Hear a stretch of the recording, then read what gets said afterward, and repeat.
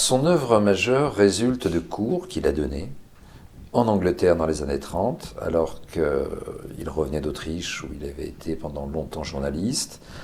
Et au fond, donnant des cours dans le cadre d'école du Parti travailliste anglais, il a été amené à s'intéresser à l'histoire économique anglaise et à ce qui se passait sous les yeux, c'est-à-dire la grande transformation, précisément cette grande mue du capitalisme dans les années 30.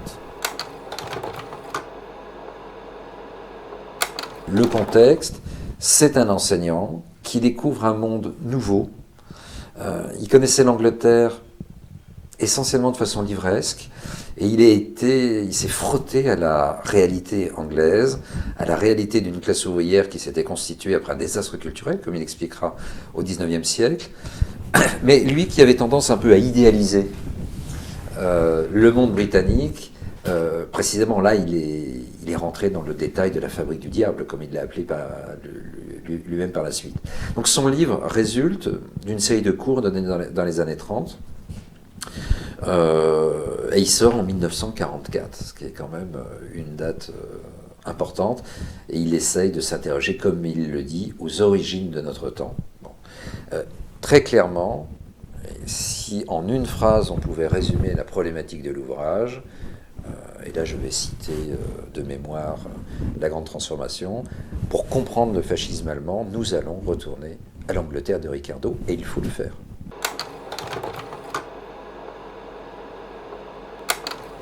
Comment décrire ce qu'il appelle lui-même la nouvelle économie, le mot est quand même assez intéressant, qui se constitue en une forme de totalité cohérente à la fin du XIXe siècle. Bon. Pour lui, ça repose sur un certain nombre d'institutions et de croyances. La première, c'est peut-être l'État noir, justement, c'est-à-dire une monnaie mondiale qu'on n'a jamais vraiment retrouvée depuis. Deuxièmement, évidemment, le principe du marché autorégulateur. Cette idée que les marchés se connectent entre eux et sont capables de régler de façon suffisante les besoins économiques essentiels et, in fine, la vie sociale. Car il n'est pas de vie sociale sans économie. Et si vous rendez la société dépendante de l'économie, vous inventez un déterminisme économique qui jusque-là n'était pas connu. Un troisième aspect, c'est ce qu'il appelle l'équilibre des puissances.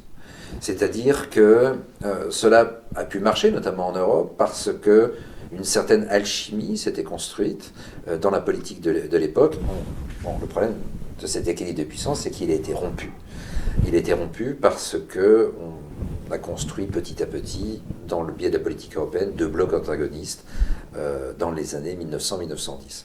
Et puis, pour finir, quelque chose qu'on cite moins dans son œuvre, c'est ce qu'il appelle la haute finance, qui pour lui avait l'intérêt, cette haute finance, d'être le seul vecteur supranational qui permettait de coordonner des économies au fond assez dissemblables.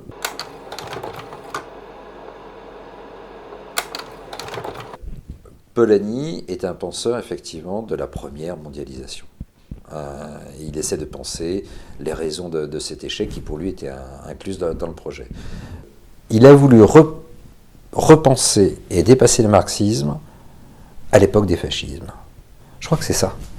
Le fascisme était quand même quelque chose de difficile à comprendre pour le marxisme traditionnel et ordinaire. Et que dans ces conditions très particulières qu'a traversé l'Europe, eh bien Polanyi donne une réponse, une nouvelle interprétation qui est fondée et sur l'histoire et sur l'anthropologie et qui revisite effectivement très largement ce que le marxisme a pu donner. N'oublions pas le point de départ. Polanyi veut penser une catastrophe. Cette catastrophe, c'est le fascisme allemand. Il le désigne très nettement. Cette guerre contre l'humanité dont il parle en 1933, au moment où Hitler prend le pouvoir. Donc, ça, c'est le point de départ. Alors, si on remonte à l'Angleterre de Ricardo, ça veut dire qu'on va essayer effectivement, décrire le mouvement d'une société qui va la pousser vers l'abîme. Ce qui nous a conduit au désastre, c'est l'idée que l'intervention dans les mécanismes économiques était un mal. C'est l'idée qu'à partir du moment, ça c'est la grande croyance, on dirait maintenant néolibérale, toute intervention économique porte en elle-même la menace du totalitarisme et du fascisme. Alors que c'est le contraire qui est vrai pour Polanyi. Donc, à partir du moment où on pense que légiférer sur l'économie, organiser la vie bonne, et donc les marchés, et donc des formes de planification en circonstances est un mal, c'est ça qui est la source du mal. Il y a donc une inversion. Le libéral pense que le pouvoir est la source du mal. Polanyi pense que justement, ce qui est mal, c'est une forme de démission morale par rapport à la nécessité de la question politique. Ce qui caractérise la situation dans les années 20-30, il ne faut pas l'oublier, c'est la montée de la démocratie politique et le fait qu'effectivement, une économie complexe, une société industrielle développée, ne peut pas faire l'économie d'une régulation politique de ses contradictions, et qu'à partir du moment où, effectivement, la démocratisation, la montée des partis ouvriers, fait que, comme le dit Polanyi, le politique est investi par la classe ouvrière, qui essaie de se défendre de l'autorégulation marchande, cependant que l'économie est fondamentalement liée à l'initiative des propriétaires, il y a une contradiction entre la fonction économique et la fonction politique d'une société. Et à partir du moment où cette contradiction vire à l'antagonisme, où il n'y a plus de régulation des difficultés économiques de la société, à partir de ce moment-là, ça précipite le fascisme. Ça ne veut pas dire que la crise serait liée à la démocratisation de la société. Ça veut dire que dans une société démocratique où il y a une représentation populaire, il est clair que les membres de cette société refusent d'être traités, je dirais, comme une tomate dont le prix peut varier à quasi zéro ou être avarié. Si le capitalisme implique que la force de travail n'ait plus de valeur,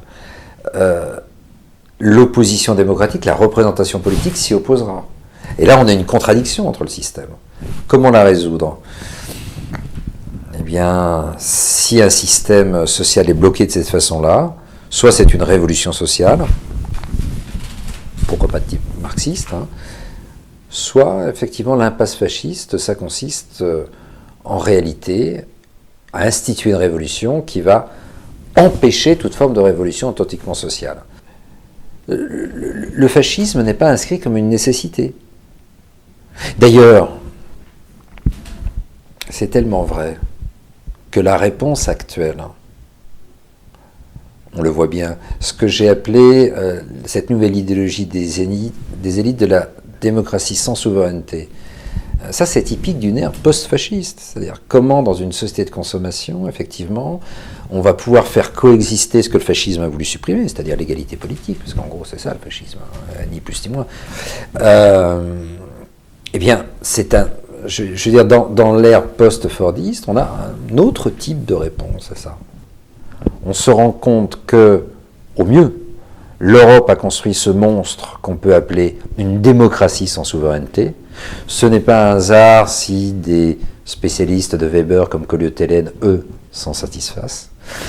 Mais justement, les gens qui prennent au sérieux l'idéal démocratique savent qu'à partir du moment où on disjoint la liberté de la souveraineté, c'est tout simplement l'idée d'une démocratie profonde et authentique qui est mise en cause. Ce que je veux dire par là, c'est qu'à partir du moment où on respecte formellement la liberté, en empêchant aux gens de prendre des décisions au nom de la raison technocratique, comme on le fait en Grèce maintenant, il est clair qu'on est en train de produire un désenchantement par rapport à la politique qui sera peut-être le signe énonciateur de temps beaucoup plus inquiétants. Je veux dire, ceux qui vantent une démocratie sans souveraineté ne se rendent pas compte que c'est une nouvelle forme post-fasciste, pour le coup, du règne des élites. On n'est pas dans le totalitarisme, et je pense qu'à cet égard, il faut faire des distinctions. Le fascisme a échoué, les élites le savent. Mais en revanche, l'idée qu'on puisse garantir des droits formels aux individus tout en enlevant les choix politiques au peuple souverain lui-même, ça c'est quelque chose qui peut nous mener, je pense, dans des voies dangereuses, très dangereuses.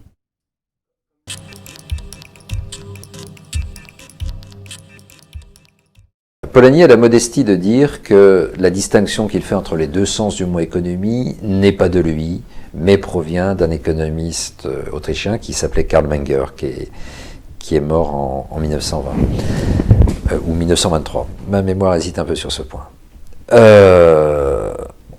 Cet héritage de Karl Menger, il est très intéressant. Menger, c'est un penseur du marginalisme, c'est-à-dire de l'économie dite néoclassique, qui en gros, alors là pour faire très simple, va dire l'économie c'est la science des choix.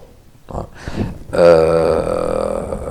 c'est Stiglitz même à un moment qui définit l'économie comme ça, mais pour comprendre que cela soit une discipline scientifique, il faudrait peut-être rajouter que cette science des choix ne serait une science que si on présuppose des comportements rationnels chez l'individu. Et ce comportement rationnel s'exerce des fins étant données, comme on dit en sciences économiques, les moyens étant rares et pouvant être utilisés de façon alternative pour réaliser au mieux nos fins. Donc la définition de la science économique que les marginalistes vont contribuer à répandre, c'est ça, c'est cette, j'ai envie de dire, ce fantasme du choix rationnel sous contrainte de moyens. La tradition de l'économie politique n'est pas du tout cette tradition-là. Ricardo y voit le partage des richesses entre les classes de la société, et Marx y voit, dans sa critique de l'économie politique, qui est quand même une forme d'économie politique, un processus de compréhension de la circulation de la richesse sociale, mais surtout, pour lui, de sa production. Quant à l'économie politique, telle que Antoine de Montchrétien l'invente dans son livre en 1615, c'est un certain nombre de conseils qui sont donnés au roi de France pour enrichir les peuples de France et par conséquent l'État et donc la monarchie. On est loin de l'idée du choix. Dans un cas, je dirais d'Antoine de Montchrétien à Karl Marx, l'idée c'est celui d'un processus matériel qui vient développer les capacités d'action de l'homme sur la nature, fondamentalement. Et on voit bien que cet effort, il est d'emblée social, et Polanyi nous dit, voilà, ça, cette conception-là de l'économie, c'est celle d'un processus institutionnalisé. Si je reviens maintenant à nos économistes marginalistes néoclassiques, eux raisonnent, comme disait Marx, en Robinsonade, c'est-à-dire on se pose la question d'un individu qui va choisir au mieux comment accomplir ses fins. Ce que nous dit Polanyi, c'est qu'au fond, cette représentation que les marxistes diraient bourgeoise individualiste de l'homme correspond à l'idéal de l'homme dans la société de marché qui effectivement essaie de réaliser au mieux ses choix compte tenu des contraintes que sont les prix. Et on voit bien que cette petite partie de l'histoire humaine qu'est la société de marché devient en quelque sorte le parangon de l'économie, alors que l'économie en tant que telle, substantive, substantielle, comme l'a traduit Bernard Chavance, c'est quelque chose de beaucoup plus important et qui a prévalu bien avant que l'économie en quelque sorte idéale ou idéaliste ou rationaliste des marginalistes la mettent en forme.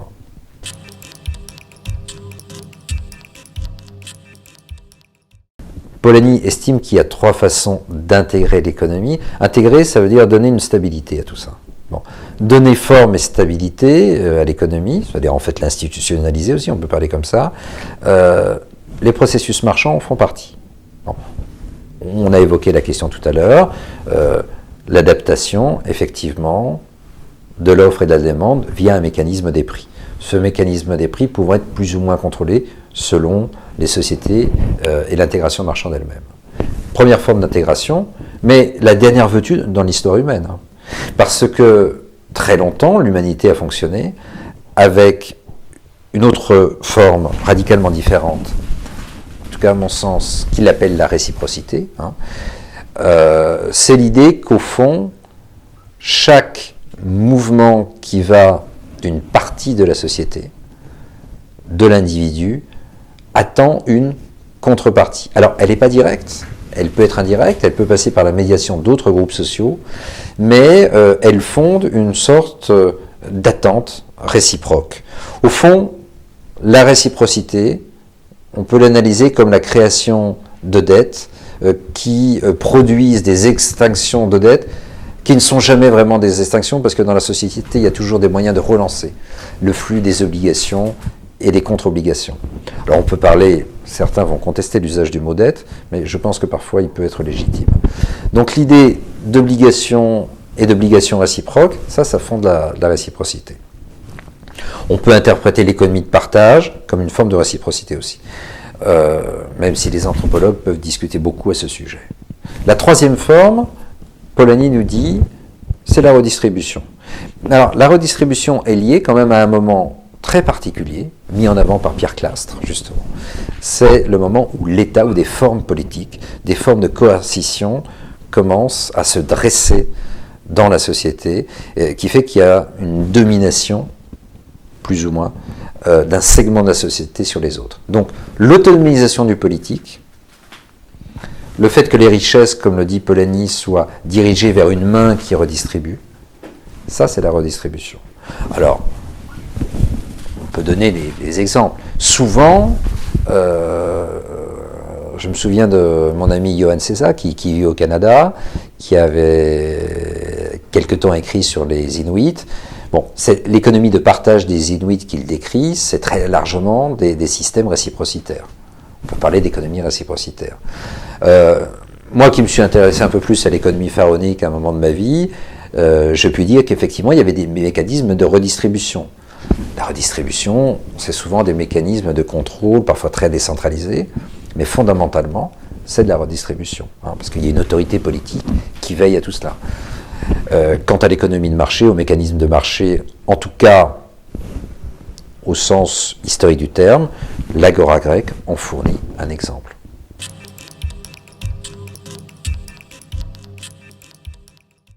Au fond, Polanyi n'a jamais proposé de définition claire du marché en tant que tel, pour une bonne raison, j'y reviendrai. D'ailleurs, les économistes eux-mêmes ont d'énormes problèmes avec ça. La grande encyclopédie de référence des économistes professionnels, jusqu'à son édition du début des années 2000, n'avait pas d'entrée au mot marché. On est très bavard sur les processus de marché, les mécanismes de marché, l'opposition plan-marché. On sait définir le plan, mais pas le marché. Donc, ceci indique un problème très, très sérieux. Alors, ce qui existe, on va essayer de prendre une approche d'abord empirique. Ce qui existe, ce sont des places de marché, comme il l'écrit en anglais, marketplaces. C'est des lieux où, effectivement, selon des prix, d'ailleurs très souvent coutumiers ou très encadrés par des autorités politiques et sociales, donc un certain nombre de producteurs vont venir échanger leurs marchandises. Bon. Ces places de marché existent depuis longtemps, mais il faut le répéter sans doute de façon plus récente que la monnaie elle-même, comme je l'ai dit tout à l'heure. Mais ces places de marché sont souvent périphériques par rapport à l'ordre social lui-même, en général. Alors, en Grèce ancienne, on a commencé effectivement à développer l'agora, la place de marché, comme une institution de plus en plus importante dans le fonctionnement de l'économie, sans jamais déboucher sur une société de marché au sens où on le connaît nous maintenant, tout simplement parce qu'il n'y avait pas d'intégration des facteurs de production dans un système. L'agora était quelque peu déconnectée du reste. Ceci est une parenthèse. Donc, on voit ce que c'est que la place de marché. Maintenant, lorsqu'on parle de marché, à l'époque moderne, à la différence de l'agora des anciens, clairement, on fait référence à un mécanisme. Au fond, c'est quelque chose d'assez abstrait. Et je propose, m'inspirant de Polanyi, de dire que le marché, c'est une idée. Dire que le marché fonctionne dans une économie, ça veut dire qu'il y a un mécanisme, on a l'idée en tout cas, un mode de connaissance en tout cas de la société, si l'on peut dire, qui permet de penser que, effectivement, l'offre, la demande vont se régler par un processus de prix. La réalité, c'est que on a le schéma de fonctionnement de ceci, sans forcément être sûr que la société se comporte réellement comme ça, mais on va rentrer dans la société de marché à partir du moment où, de façon délibérée, ce qui dans la société ne fonctionne pas selon le mécanisme, on va faire en sorte que cela fonctionne selon ce mécanisme-là. Donc au fond, le marché, c'est une idée qui veut construire la réalité qu'elle prétend décrire. Ceci est vrai du libéralisme, et en ce sens, à la différence de beaucoup d'économistes aujourd'hui, pour moi le néolibéralisme n'est pas substantiellement différent de cela. Simplement, il a développé dans un certain nombre de discours, je pense à l'ordolibéralisme allemand, sont des gens très lucides, très conscients, qui savaient qu'on avait besoin d'un cadre politique très strict pour faire fonctionner des marchés concurrentiels. Mais la loi antitrust américaine elle-même, de 1913, prouve qu'on avait conscience qu'entre la réalité et ce monde, qui en plus sera un monde de justice, le monde de marché, il y a un tel écart que le droit et la main visible de l'État est obligé de faire fonctionner cette main invisible qui est parfois évanescente ou parfois chaotique. Donc voilà, le marché, c'est une idée qui essaie de se donner corps. Quelque part, je me dis qu'on est un peu dans la théologie dans cette affaire. Et c'est ça.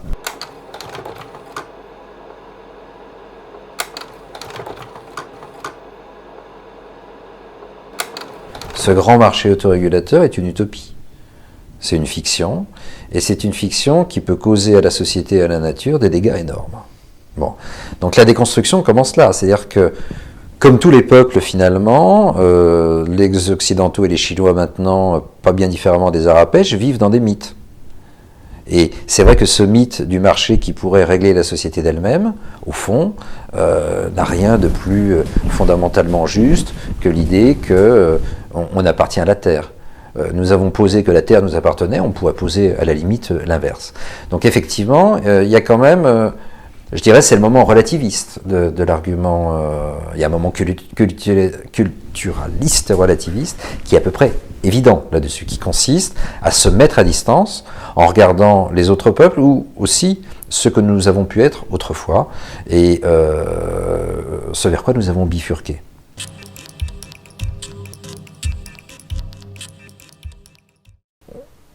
Faisons un retour en Grèce très rapidement. Le peuple qui a quand même inventé le marché, au sens de cette place de marché qui peut trôner à côté du lieu politique. Ce peuple grec qui étonnait tellement les Perses qui se disaient « mais comment peut-on faire de la politique à côté de ce lieu de menteurs et de duperies qu'est cette place où les marchands se rassemblent ?» Bon. L'économie grecque possédait des marchés. Il y avait des marchés. Mais est-ce qu'on avait affaire à une économie de marché? C'est-à-dire, est-ce qu'on était dans un système où le fonctionnement social dépendait des mécanismes de marché? La réponse est non. Autrement dit, quand Polanyi dit l'économie humaine est en règle générale immergée dans la société, il veut simplement dire que dans le cours ordinaire des choses humaines, effectivement, l'économie est au service de la société, c'est une pièce du fonctionnement social. Hein. Ce n'est pas une fin en soi, ce n'est pas une fin sociale. L'observation anthropologique nous prouve que les sociétés occidentales ont inventé un système économique et social inédit. Alors, déjà, il faut commencer par les faits. Les Inuits, les Arapèches, tous ces gens-là ne vivaient pas selon le mode marchand. Donc, de deux choses l'une. Soit nous sommes, nous autres occidentaux, la nature enfin trouvée de l'homme, mais là il a fallu du temps.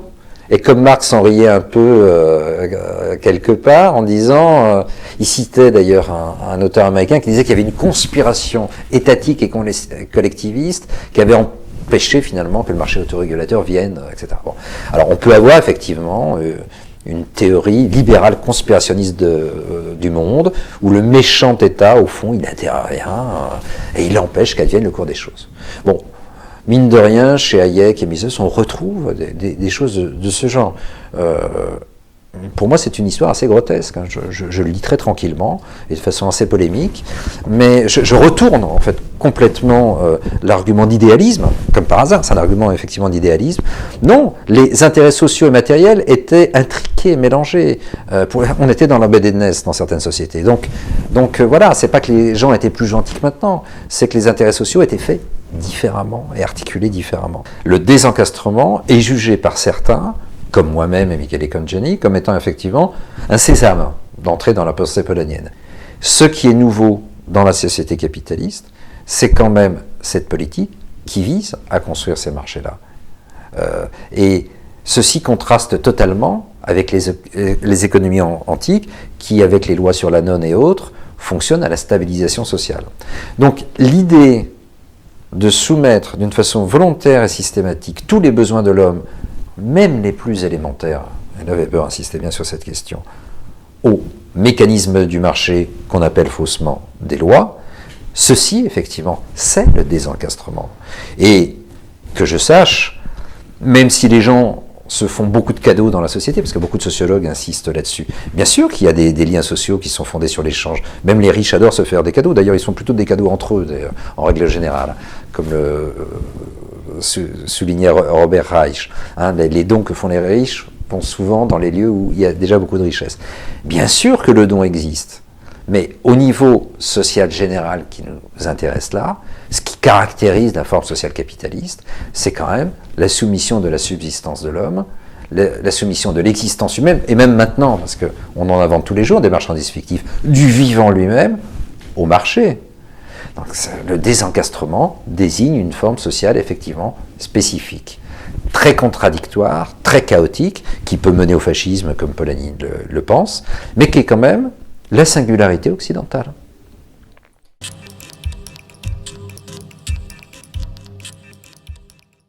Alors les marchandises fictives, c'est ce qui n'a pas été créé, ce qui n'a pas été vendu dans l'intention de l'être. Prenons l'exemple de la Terre. La Terre n'a pas été créée pour des opérations d'achat et vente sur un marché. Donc elle est fictive au sens où on la traite comme si elle était produite pour être vendue. Donc effectivement, de ce point de vue, on peut parler de marché. L'homme, c'est pareil. Sauf peut-être dans certains systèmes esclavagistes où les maîtres, justement, peuvent inciter à la prolifération de leurs esclaves pour en tirer un plus grand profit. C'est un cas quand même assez marginal et qui d'ailleurs se crève bien au capitalisme lui-même, comme le système colonial l'a montré. Et pour finir, la monnaie, c'est quelque chose qui servait à régler les obligations sociales, statutaires dans nombre de sociétés. Ce n'est pas quelque chose qui a été créé pour la vente. Ce système de l'étalon or dont je parle, vous le remarquerez, c'est un produit tardif de l'histoire humaine au fond, très très tardif. Ce qu'on a construit comme une nature de l'homme, en réalité, c'est une sorte d'invention toute politique de la nature humaine. Et c'est ce qui est très frappant d'ailleurs, très très frappant. Donc voilà, la Terre, dirons-nous plutôt la nature, que l'on appelle la Terre sous le nom des marchandises, l'homme qu'on va appeler le travail, et peut-être une bonne part de certains liens sociaux dans nombre de sociétés, qui va s'appeler la monnaie. Tout cela n'a pas créé pour être vendu. Alors, une petite précision, toutes les sociétés n'ont pas connu la monnaie. Hein. Mais en tout cas, pour des sociétés non marchandes, pré-marchandes qui ont connu la monnaie est un instrument tout à fait important de reproduction des rapports sociaux. Donc toucher à ça, c'est toucher effectivement à ce qui fait société pour ces communautés-là. Il écrit très précisément que quand l'État accepte comme moyen de paiement justement cette monnaie en or, il donne une crédibilité à ce qui, sinon, serait un support qui serait soumis à l'errance des subjectivités. Je m'explique. Qu'est-ce qui fait qu'on va accepter en contrepartie des marchandises que l'on vend de l'or? Si ce n'est une représentation qu'on a de la société comme communauté, et quelque part il y a la garantie étatique qui joue, hein, il y a la garantie communautaire, il y a l'État qui joue, qui fait qu'on va nous offrir cette contrepartie. Donc, au fond, ça veut dire quoi ça? Ça veut dire que cette mesure sociale, ce gouvernement des hommes par la mesure des obligations sociales qu'instituait la monnaie, le capitalisme, la société de marché s'en est emparé, a créé d'autres hiérarchies beaucoup plus flottantes, en tout cas qui se donnent en idéal, beaucoup plus fluctuantes, mais elle ne les a aucunement supprimées. C'est ça la question essentielle.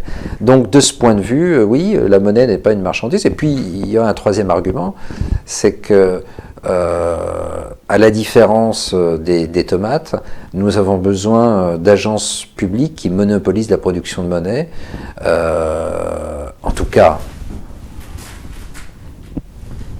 comme producteur de monnaie légale, comme prêteur en dernier ressort, nous avons besoin de banques centrales. Les expenses de monnaie concurrentielle, ça ne marche pas. Les concurrences de monnaie sur le marché des échanges qu'ont fait les années 30 ont créé de grands dégâts.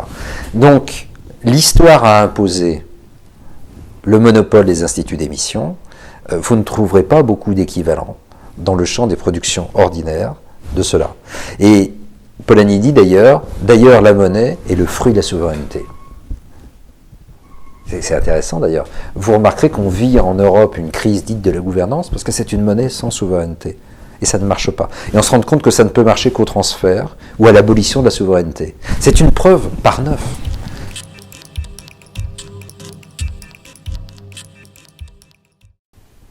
Le premier mouvement, c'est celui qui consiste à créer des marchés. Et en ce sens, ce qu'on appelle ordinairement le néolibéralisme ne diffère pas vraiment du libéralisme, parce qu'à chaque fois, il s'agit de résoudre un certain nombre de questions sociales, ça peut être la subsistance de l'homme, ça peut être plein d'autres choses, par l'installation, la création de nouveaux marchés. Ça veut dire aussi des réglementations. On voit qu'à chaque fois, on s'étonne que le néolibéralisme crée de la réglementation, mais c'était le cas du libéralisme aussi. Autrement dit, au mouvement d'institution du marché correspondent des contre-mouvements correctifs, parfois initiés par ceux-mêmes qui ont lancé le mouvement. Ça, c'est très vrai en politique monétaire. On veut instituer l'État noir, on s'aperçoit qu'il y a des baisses de prix catastrophiques, que l'économie est exposée à des déflations incontrôlées.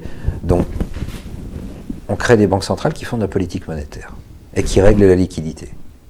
Bon, c'est typique d'un contre-mouvement. On veut créer un marché du travail, mais on se rend compte tout de suite qu'il faut qu'on crée de l'inspection du travail, il faut qu'on réglemente la durée du travail, etc., etc.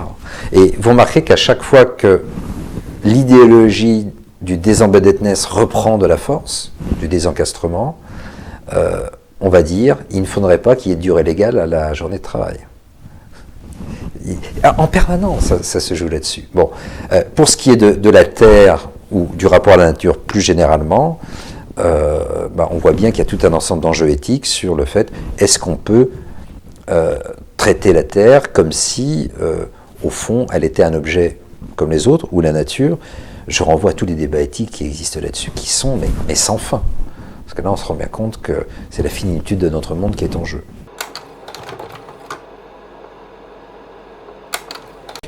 Si on comprend cette société libérale comme la société du double mouvement, c'est une forme de dialectique, mais une dialectique d'un genre un peu particulier qui ne contient pas en elle-même les conditions de son propre dépassement. Trotsky disait qu'il pouvait y avoir une forme catastrophique de la fin de la lutte des classes. Bon. Et c'est un peu ça. C'est-à-dire, rien ne nous garantit qu'au fond, ce double mouvement va engendrer quelque chose de stable. Alors, ce que Polanyi pense, et c'est ça l'origine de la grande transformation, c'est que les régulations qu'on a apportées pour rendre cohérente cette économie de marché, dans cet ensemble qu'on appelle la société de marché, ont enrayé les capacités de régulation originelles du système. Il faut saisir les façons de façon fine et un peu dialectique, c'est-à-dire qu'on a besoin de réglementation pour que le système fonctionne, mais à un certain moment, effectivement, ces réglementations empêchent la reproduction même du système. Il faut le comprendre comme ça. Marx disait, le principal obstacle au capital, à la production de capital, c'est le capital lui-même. C'est un peu une dialectique du même genre qui se déroule. Alors, pourquoi évidemment les conditions, au fond, de limite du système peuvent-elles être atteintes ou déplacées? C'est assez clair. Les conditions techniques.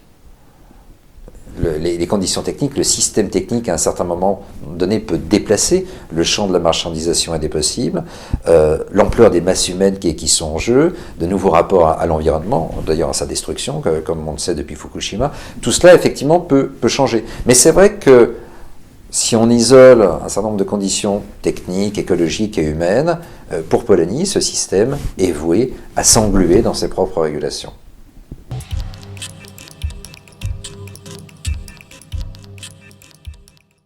Le problème n'est plus, je dirais, cette question du marché autorégulateur. À supposer qu'on ait résolu cette question, et après tout, il y a des tendances dans la société qui vont positivement vers la résolution de cette question. Se pose un autre problème, qui est celui, et c'est qui est sans doute beaucoup plus fondamental, le rapport de l'homme à ses besoins. Et c'est pour ça qu'il lie Galbraith à la question de la pauvreté, et qu'il met en lien, il avoue d'ailleurs que c'est un peu osé, Galbraith et Aristote. Attends, le problème, c'est comme, il ne le dit pas comme ça, mais je suis obligé de résumer, c'est celui de la production sociale des besoins. Pourquoi y a-t-il encore de la pauvreté dans des sociétés qui s'enrichissent sans cesse? Et donc, le problème essentiel, c'est quand même celui des paradoxes de la société de consommation, de la production des besoins, et du fait qu'un dépassement réel de la société de marché reposerait sans doute sur une révolution d'ordre éthique, pour le coup. Cette révolution éthique, elle n'a pas eu lieu, mais il a fort à penser que l'écologie nous y contraindra. Et il y a un jeune historien italien qui s'appelle Cristiano Viglietti, qui réfléchit beaucoup sur la question de la sobriété, et il se sert beaucoup également des travaux de Polanyi. On peut penser que la résolution des paradoxes de la pauvreté dans une société d'abondance pourrait nous être imposée par la création d'éthiques un peu nouvelles. Je pense que, j'y reviens, l'ère de la sobriété que nous allons vivre nous contraindra à des formes de planification. Souhaitons qu'elles se fassent démocratiquement et pas au hasard des rapports de force entre nations, entre classes sociales.